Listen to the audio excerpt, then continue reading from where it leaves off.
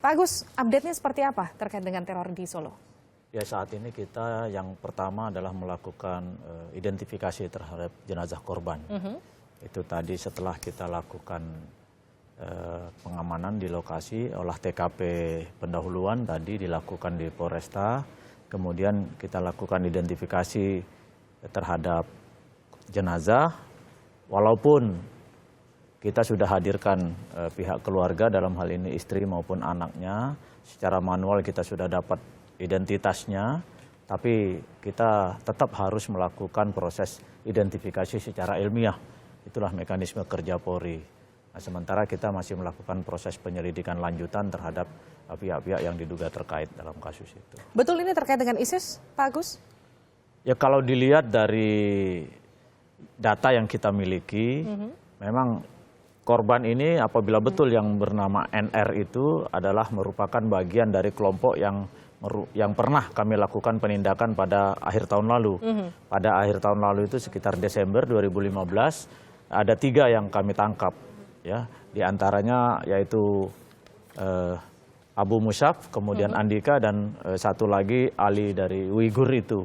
Dan yang bersangkutan ini berhasil lolos pada saat itu. Nur Rahman ini berhasil lolos saat itu. Dan kabarnya dia ketika lolos membawa 3 buah bom yang salah satunya ini akan meledakkan Makobrimob Kelapa II, betul? Ya, informasi yang kita dapat pada saat itu memang demikian. Bahwa yang bersangkutan memang sudah membawa bom yang siap pakai pada saat kita lakukan penangkapan tersebut. Nah, namun setelah berjalannya waktu kita terus lakukan pencarian dan kita juga telusuri kepada lingkungan bahwa memang selama pelarian tersebut yang bersangkutan tidak ada di lingkungan itu. Nah, ternyata tadi pagi melakukan bom bunuh diri di Mapolresta Surakarta itu. Tapi artinya sempat lolos dari pengintaian polisi si Nur Rahman ini, Pak Agus? Pada saat di Bekasi itu yang bersangkutan melarikan berhasil lolos. Nah, setelah itu kan kita belum bisa menemukan di mana posisi yang bersangkutan. Baik, kita ke Pak Azra. Pak Azra, aksi teror ini dilakukan menjelang Hari Raya Idul Fitri. Apa yang Anda lihat dari aksi ini? Ya, ini saya kira memang kalau dilihat dari sudut pemahaman Islam yang benar, ini adalah jelas-jelas penyimpangan ya. Penyimpangan dari ajaran Islam, apalagi kalau dikaitkan dengan puasa, ibadah puasa. Ibadah puasa itu kan menahan diri, menahan kemarahan. Apalagi kalau kemarahannya itu didasarkan pada alasan yang tidak masuk akal ya. Ini kan kalau itu betul Nur Rahman itu kalau kita lihat riwayatnya, itu kan kemarahan yang tidak beralasan sebetulnya. Tidak ada gitu. Apalagi kemudian yang dijadikan target itu adalah ya kepolisian. Ya, kepolisian yang bisa dikatakan ya sebagian besar kepolisian itu orang Islam juga gitu kan. Jadi ini saya kira penyimpangan yang jelas-jelas luar biasa penyimpangannya ini. Kalau dilihat dari sudut fikih mengenai qital, pembunuhan, dia itu kena 2 kali itu. Pertama membunuh diri, apalagi kemudian syukur kita tidak ada orang lain yang sempat terbunuh jadi korban. Kalau enggak udah double, udah ganda dosanya. Kalau Anda lihat ini kan menggunakan bom dengan daya ledak rendah. Artinya kalau kita katakan untuk memporak-porandakan satu Mapolresta nampaknya tidak mungkin. Artinya memang hanya ingin membuat kekacauan menjelang Idul Fitri. Apa analisa Anda soal ini? Saya kira karena kapasitasnya sudah menurun, saya kira ya. Kapasitasnya menurun dan kemudian juga mungkin walaupun NR ini punya jaringan, tapi mungkin tindakan ini dilakukan istilah yang biasa di dalam dunia security itu oleh rubah yang sendirian, lone wolf sendirian. Jadi dia sendirian aja kapasitas. Artinya dia pemain tunggal, bukan seperti dugaan pihak kepolisian yang melihat ini terkoordinasi, artinya tidak bermain sendiri. Dia punya jaringan, cuma jaringannya itu tidak, saya kira tidak aktif gitu ya, tidak kemudian bergerak bersama-sama. Jadi dia kemudian bergerak sendiri saja dengan kapasitas yang saya kira terbatas untuk membuat bom yang low eksplosif itu gitu. Jadi bukan bom dalam skala besar yang dikerjakan oleh orang yang memang atau bomber ya, yang betul-betul ahli membuat bom dalam skala besar. Ledakan besar seperti yang kita lihat di Bali dulu atau di mungkin di Marriott dulu gitu, tidak punya kapasitas seperti itu, atau mungkin juga bahan-bahan untuk membuat bahan bom dalam skala besar itu mungkin juga sekarang sudah relatif terbatas, tidak mudah. Dulu saya nggak tahu Pak Agus ya, sekarang ini mudah nggak mendapatkan C4 misalnya kan. Dulu kan yang bom Bali itu kan pakai C4, ya. Sekarang masih bisa nggak diperoleh gitu.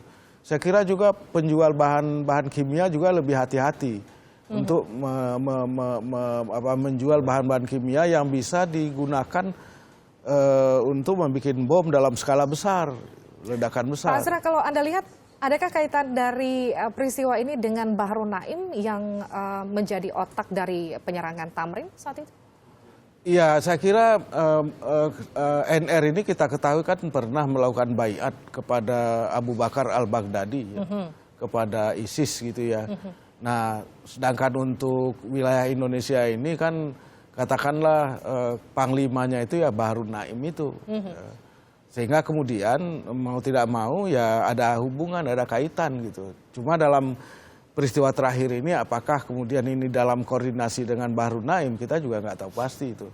Ya kita nggak ini. Atau mungkin juga NR ini mengambil inisiatif sendiri, mungkin terilhami oleh beberapa ledakan dalam beberapa hari terakhir ini. Sepanjang Ramadan ini kan ada beberapa, mulai dari Bangladesh sampai ke Arab Saudi, Turki di ya Arab kan? Saudi. Artinya Arab Saudi. Anda menganalisa ini ada kaitannya dengan ledakan-ledakan di luar negeri tersebut? Memang kelompok-kelompok garis keras ini kemudian menafsirkan Ramadan itu untuk melakukan peperangan. Karena membaca sejarah Nabi Muhammad SAW yang dulu pernah melakukan perang dalam bulan puasa, perang Badar gitu.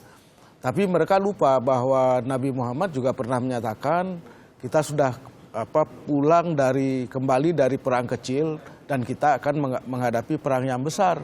Perang yang besar itu perang melawan diri sendiri dengan berpuasa itu. Nah, jadi ini saya kira lagi-lagi menunjukkan kekeliruan pemahaman keislaman yang benar. Mereka tidak memahami atau sengaja tidak mau memahami Islam yang benar sebagaimana yang sudah diajarkan, sudah dijelaskan oleh para ulama. Baik, kita ke Pak Agus. Pak Agus, tadi Pak Azra sempat menganalisa bahwa ketika ledakannya terjadi, ledakan skala kecil, ini artinya tidak melibatkan, kita katakanlah pelaku pengeboman yang begitu masif. Artinya ini hanyalah kelompok kecil begitu. Bagaimana dengan analisa pihak kepolisian?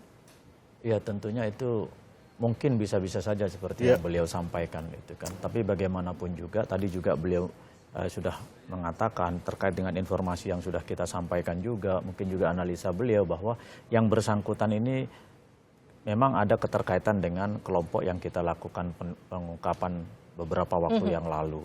Hanya mungkin sekarang bom yang digunakan itu skalanya kecil, nah itu di luar daripada mungkin kebiasaan mereka untuk melakukan aksi pada waktu-waktu seperti ini. Tapi paling tidak niat mereka untuk menimbulkan keresahan, kekhawatiran, ketakutan, itu mungkin menurut mereka sudah berhasil. Tapi bagaimanapun tadi Bapak Presiden sudah mengatakan bahwa kita tidak boleh takut dengan teroris. Dan juga masyarakat Indonesia sudah pernah menyampaikan komitmen juga, kita tidak takut, kita akan lawan sebagaimana yang terjadi pada Januari yang lalu. Nah sehingga apapun itu yang kita alami, yang penting bagi kita sekarang, kita tidak perlu khawatir, tidak perlu was-was, tapi tetap kita waspada. Dan polisi akan memberikan langkah-langkah pengamanan untuk meyakinkan atau membuktikan bahwa negara hadir di situ. Ada penambahan personilkah atau kemudian ada prosedur yang kemudian diberlakukan pasca kejadian? Tentunya untuk personil disesuaikan dengan kebutuhannya, Mbak ya. Karena kami sedang melaksanakan kegiatan operasi kepolisian, tentunya aktivitas yang kami lakukan terkait dengan pelayanan kepada masyarakat tentunya akan ditingkatkan. Baik jumlah lokasi yang kami jaga maupun aktivitas, intensitas kegiatan seperti patroli, pengamanan, itu tentunya akan ada peningkatan-peningkatan. Pak Agus, kan malam nanti ini umat muslim akan merayakan takbiran, katakanlah biasanya akan menyusuri sejumlah ruas jalan, melakukan takbir keliling kota. Adakah himbauan dari pihak kepolisian kepada masyarakat untuk melaksanakan takbiran, ataukah memang sudah dijamin keamanannya bahwa takbiran nanti malam akan berlangsung aman, atau seperti apa?